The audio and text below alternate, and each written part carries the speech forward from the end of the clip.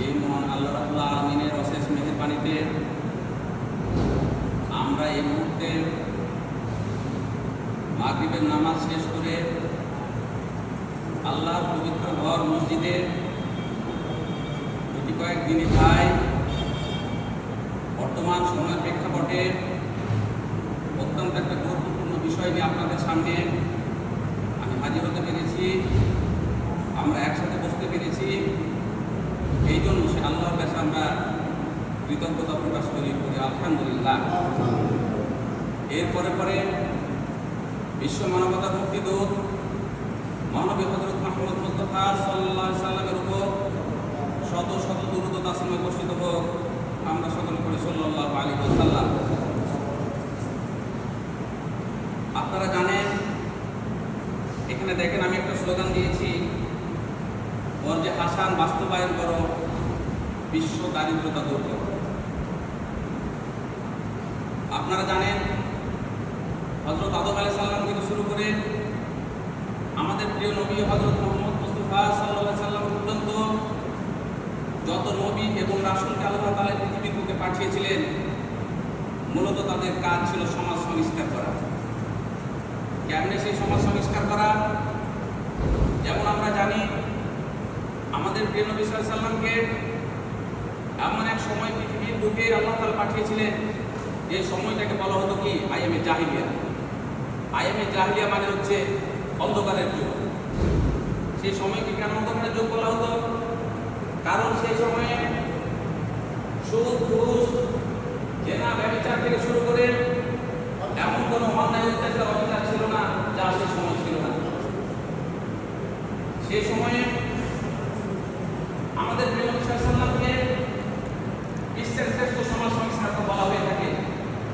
যে সমস্ত কারণে আমাদের প্রিয় নবী সাল্লাল্লাহু আলাইহি সাল্লামকে বিশ্বের শ্রেষ্ঠ সমাজ সংস্কারক বলা হয়ে থাকে, তার মধ্যে একটি অন্যতম কারণ হচ্ছে তিনি পৃথিবীর মুখে এমন একটি অর্থনৈতিক সিস্টেম চালু করে দিয়েছিলেন, যে অর্থনৈতিক সিস্টেমের মাধ্যমে একটি সুন্দর সমাজ, একটা বৈষম্যহীন সাম্যের সমাজ প্রতিষ্ঠা করেছিলেন, যে সমাজে ধনী দরিদ্রের ব্যবধান ছিল না। কিন্তু দুঃখের বিষয়, বর্তমানে আপনারা জানেন, গোটা পৃথিবীর বুকে দুই ধরনের অর্থনৈতিক ব্যবস্থা চালু আছে। একটি হচ্ছে সুদভিত্তিক অর্থনৈতিক ব্যবস্থা, আর একটি হচ্ছে ইসলামিক অর্থনৈতিক ব্যবস্থা। এই সুদভিত্তিক অর্থনৈতিক ব্যবস্থার ব্যাপারে আল্লাহ রাসূল সাল্লাল্লাহু আলাইহি ওয়াসাল্লাম সুদের ব্যাপারে বলেছেন, সুদের ভিতরে 70 ধরনের গুনাহ রয়েছে। তার মধ্যে সবচেয়ে ছোট গুনাহ, সেই গুনাহটা হচ্ছে নিজের মায়ের সাথে জেনা করা সমান। বলে নাউযুবিল্লাহ। শুধু তাই নয়, আমাদের রাসূল করিম সাল্লাল্লাহু আলাইহি ওয়াসাল্লাম আরেকটি হাদিসে বলেছেন, যদি কেউ সুদে 1 দিরহাম ভক্ষণ করে, তবে তার নামে সেই পরিমাণ গুনাহ লেখা হবে। যদি কোনো ব্যক্তি কোনো মহিলার সাথে 36 বার জেনাবা ব্যভিচার করে, 36 বার জেনাবা ব্যভিচার করলে তার যে ধরনের গুনাহ হবে, যদি কোনো ব্যক্তি সুদের 1 দিরহাম ভক্ষণ করে, তাহলে তার জন্য সেই ধরনের গুনাহ লেখা হবে। বলে নাউযুবিল্লাহ। শুধু তাই নয়, রাসূল করিম সাল্লাল্লাহু আলাইহি ওয়াসাল্লাম আরেকটা হাদিসে বলেছেন, যে সুদ খায়, যে সুদ দেয় এবং যারা সুদের হিসাব রক্ষণ করে, তাদের সবার উপরে আল্লাহ তাআলা লানত ঘোষিত করেন। বলে নাউযুবিল্লাহ। তাহলে এই সুদমুক্ত সমাজ নির্মাণে ইসলাম কি সমাধান দিয়েছে? আপনারা জানেন, ইসলামিক অর্থনীতিতে বেশ কয়েকটি পয়েন্ট রয়েছে। যেমন আল্লাহ তাআলা কোরআনে বলেছেন, বিসমিল্লাহির রহমানির রহিম, আহলাল্লাহু বাই'a ওয়া হারামা রিবা। অর্থাৎ আল্লাহ তাআলা ব্যবসাকে হালাল করেছেন, সুদকে হারাম করেছেন। অর্থাৎ একটা পয়েন্ট হচ্ছে ব্যবসা, তারপর আমরা যাকাতের কথা জানি, তারপর আমরা ফিতরার কথা জানি, আর বিভিন্ন ধরনের বিষয় আছে। তার অন্যতম শ্রেষ্ঠ বিষয় হচ্ছে এই কর্জে হাসান কাজে হাসান। কিন্তু দুঃখের বিষয়, বর্তমানে ইসলামিক স্কলাররা এই কর্জে হাসানের ব্যাপারে এই কথা কিন্তু তেমন বলেন, আমরা কিন্তু তেমন শুনতে পাই না। কিন্তু বিশ্বাস করেন, এই কর্জে হাসান এমন একটি ইসলামিক অর্থনৈতিক সিস্টেম, এমন একটি অর্থনৈতিক ব্যবস্থা, এই অর্থনৈতিক ব্যবস্থা যদি সমাজে প্রতিষ্ঠিত করা যায়, তাহলে এই সমাজ থেকে দারিদ্রতা চিরদিনের জন্য বিমোচন সম্ভব, যেটা এর থেকে উত্তম সিস্টেম পৃথিবীর আর কিছু হতে পারে না। সেই কর্জে হাসানটা কি, সেই জিনিসটা সম্পর্কে আমি আপনাদের সামনে কয়েকটি কথা বলে আমার কথা শেষ করবো ইনশাআল্লাহ। কর্জে হাসান এটা একটি আরবি শব্দ, যার অর্থ হচ্ছে, ইংলিশে বলে বেস্ট লোন, আর বাংলায় বলে উত্তম ঋণ। এখন কর্জে হাসানটা আমরা কেমনে করবো? ধরেন আমরা এই মসজিদে করতে জুমা মসজিদ কেন্দ্রিক যদি আমরা চিন্তা করি, একটা জুমা মসজিদে মিনিমাম 500 থেকে 1000 জন মিনিমাম আমরা নামাজ পড়ি, তাই না ভাই? মিনিমাম 500 থেকে 1000 জন আমরা নামাজ পড়ি। আমরা এই মসজিদে আমরা কি করবো? একটা কর্জে হাসান একটা কমিটি করবো, কর্জে হাসান নামে একটা কমিটি করবো। সেই কর্জে হাসান দিয়ে একটা কর্জে ফান্ড তৈরি করবো। এই ফান্ডে আমরা করবো কি, এই মসজিদে যারা নামাজ আমরা পড়ি প্রত্যেকেই তার সামর্থ্য অনুযায়ী 10, 20, 50, 100, 200, 500 টাকা আমরা কি করবো? এই ফান্ডে আমরা জমা দেবো, এই ফান্ডে আমরা দিতে থাকবো। দেখেন আমাদের সমাজে যত গরিব মানুষ হোক না কেন, আমরা বিভিন্ন চায়ের স্টলে, বিভিন্ন আড্ডাখানায় 10, 20, 50 টাকা, 100 টাকা কিন্তু এমনি আমাদের মাসে খরচ হয়ে যায়। সুতরাং আমরা যদি নিয়োগ করি যে আমরা এই টাকাটা ওই পথে না ব্যয় করে আমরা এই সুন্দর জায়গাটাতে আমরা কি করবো? জমা দেবো। যদি এরকম আমরা করতে থাকি তাহলে দেখা যাবে 6 মাস পরে এখানে একটা মিনিমাম 50,000 টাকার একটা ফান্ড পরিণত হয়ে যাবে। তো 50,000 টাকা যদি একটা ফান্ড হয় তাহলে আমরা কি করবো?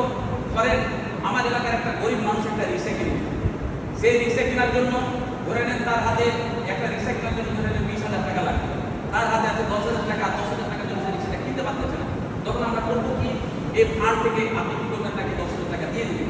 এই ফান্ড থেকে যখন তাকে 10,000 টাকা দিচ্ছে তখন কি হচ্ছে? সেই রিক্সাটা কিনে কিন্তু তার একটা কর্মসংস্থানের ব্যবস্থা হয়ে গেল।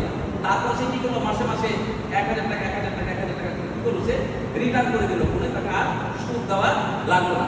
শুধু তাই নয়, ধরেন কোনো মানুষ বিপদে পড়েছে, অসুস্থ হয়েছে, সে নিজে অথবা তার সন্তান অথবা তার স্ত্রী অথবা আত্মীয় স্বজন কেউ এমন অসুস্থ হয়েছে, ধরেন একটা অপারেশন করা লাগবে, অপারেশন করার জন্য ধরেন তার 20,000 টাকা প্রয়োজন, হাতে আছে 10,000 টাকা, 10,000 টাকা যদি ছুটে বেড়াতে কোথায় পাবে কি করবে? তখন কি করলেন? আপনার হাত থেকে তাকে 10,000 টাকা দিয়ে দিলেন। তারপর কি করলো? সে অপারেশন করে এসে আবার কি করলো? আপনাকে মাসে মাসে 1,000 টাকা 1,000 টাকা। শুধু তাই নয়, সমাজে এমন অনেক গরিব মানুষ আছে যারা ধরেন তার সন্তানকে কি করতেছে? পড়াই দিচ্ছে, হঠাৎ মামলা করার জন্য 10,000 টাকা প্রয়োজন। দেখা যায় তার হাতে 5,000 টাকা আছে, 5,000 টাকার জন্য সে তার ছেলে ব্যবস্থা করতে পারতেছে না। আপনার কি করলেন? এই ফান্ড থেকে তাকে 5,000 টাকা দিয়ে দিলেন। কি করলো? তার ছেলের পড়ার ব্যবস্থা হয়ে গেল, ছেলেটা কিন্তু প্রতিষ্ঠিত হয়ে সমাজে তার পরিবারটা কিন্তু আস্তে আস্তে চেঞ্জ হয়ে যাবে। আবার কি করলো? তারা মাসামাসি ভাবে 1,000 টাকা 1,000 টাকা শোধ করে দিল। অর্থাৎ দিন শেষে এই ফান্ড কিন্তু কি থাকতেছে? ফান্ডের জায়গায় ফান্ড কি থাকতেছে? ফান্ডের জায়গায় থাকতেছে। সুতরাং আমরা যদি এইভাবে এই কর্জে হাসানের সিস্টেমটা যদি আমরা সমাজে চালু করতে পারি তাহলে দেখা যাবে আস্তে আস্তে এই সুদ নামক যে অভিশাপ থেকে আমরা কি করতে পারবো না বলে এই ধরনের সুদের মতো যখন অপরাধ আপনারা জানেন, এই সুদ দ্বারা কত মানুষ আপনারা জানেন সুদের টাকা পরিশোধ করতে না পারার কারণে অনেক মানুষ আত্মহত্যা পর্যন্ত করে। আমরা শুনি না ভাই? অনেক মানুষ আত্মহত্যা পর্যন্ত করে। শুধু তাই নয়, এমন সময় দেখবেন অনেক মানুষের চীনের চালা পর্যন্ত তুলে নেওয়া যাওয়া হয়, তার গরু পর্যন্ত ছাগল পর্যন্ত তুলে নেওয়া যাওয়া হয়। এরকম করতে করতে এই ফান্ডটা আপনি দেখবেন 5 বছর পরে এই জায়গাতে মিনিমাম 5 থেকে 10 লক্ষ টাকা একটা ফান্ডে পরিণত হয়ে গেছে। তাহলে আপনি বলেন 5 বছর পরে যখন এই ফান্ডটা 5 থেকে 10 লক্ষ টাকা ফান্ডে পরিণত হবে, এই এলাকায় এমন কোনো মানুষ কি থাকবে যে দরিদ্রের কাছাকাছি বিদ্যুৎ হবে? দরিদ্রের জর্জরিত কি কোনো মানুষ থাকবে বলেন? যে কোনো ধরনের সমস্যায় পড়ুক না কেন আমরা কি করবো? এইভাবে তাদেরকে সহযোগিতা করবো। কারণ আপনারা জানেন, আমরা হুজুরদের মতো শুনেছি, আমরা নিজেরাও জানি একজন মুসলমান কি আরেক মুসলমানের আয়, সেটিকে মুখে শুধু কথাই না কাজে, সেটা তো কাজে প্রমাণ করে দেখাতে হবে। তো কাজের প্রমাণ আমরা কেমনে করবো? আমরা যদি এইভাবে একটা সুন্দর ফান্ড তৈরি করি তাহলেই কিন্তু দেখা যাবে যে একজন ভাই আরেকজন ভাইয়ের পাশে কিন্তু আমরা অটোমেটিক্যালি দাঁড়িয়ে গেলাম।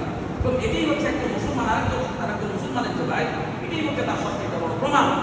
সুতরাং ভাই, আমরা যদি সমাজে এই সমাজটাকে কিছু একটা সমাজে পরিণত করতে চাই তাহলে আমাদের এই ক্ষুদ্র চিন্তার মাধ্যমে এইভাবে যদি আমরা মসজিদ ভিত্তিকের প্রতি একটা সুন্দর সিস্টেম চালু করতে পারি তাহলে দেখবেন আস্তে আস্তে সমাজ থেকে সুদ নামক যে অভিশাপ, সেই অভিশাপটা চিরতরে বিদায় হয়ে যাবে এবং সমাজটা একটা সুন্দর বৈষম্য একটা সাম্যের সমাজে পরিণত হবে, একটা সুন্দর সমাজে পরিণত হবে। ভাই সুন্দরভাবে আমরা এলাকাতে বসবাস করতে পারবো। আমরা কি এরকম একটা সুন্দর সমাজ চাই না ভাই? চাই না? আমরা যদি সুন্দর এরকম একটা সমাজ চাই তাহলে আমরা ইনশাআল্লাহ সামনে জুমায় সভাপতি সাহেব আছে, ইমাম সাহেব এগুলোকে আলোচনা করে আমি এটা রেখে যাবো। আলোচনা করে আমি চাই ভাই এটা এমন একটা কাজ, এই কাজটা সমাজে যদি আপনারা প্রতিষ্ঠিত করে দিতে পারেন, একদিন না কিন্তু আমাদের এখান থেকে চলে যাওয়া লাগবে ভাই, দুনিয়া থেকে একদিন চলে যাওয়া নাকি, এটা তো কোনো মাঠ নাই।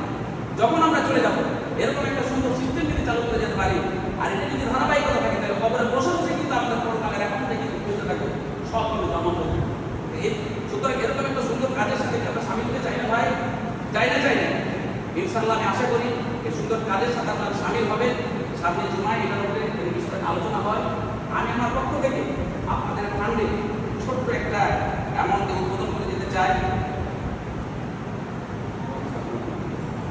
500 টাকা সহযোগী সাথে দিলাম এবং আপনারা এই ফান্ডটা সামনে শুক্রবার থেকে সুন্দরভাবে আলোচনা করে সুন্দর একটা সিস্টেম যেটা আপনারা চালু করতে পারেন। আপনাদের জন্য দোয়া করি, আমাদের জন্য দোয়া করবেন। আমরা সবাই যাতে সুন্দর সুদমুক্ত একটা সুন্দর সমাজের বিনির্মাণ করতে পারি এই আশা ব্যক্ত করে আমি আমার কথা শেষ করছি। আসসালামু আলাইকুম ওয়া রাহমাতুল্লাহি ওয়া বারাকাতুহু। এটা আমি রেখে দিই।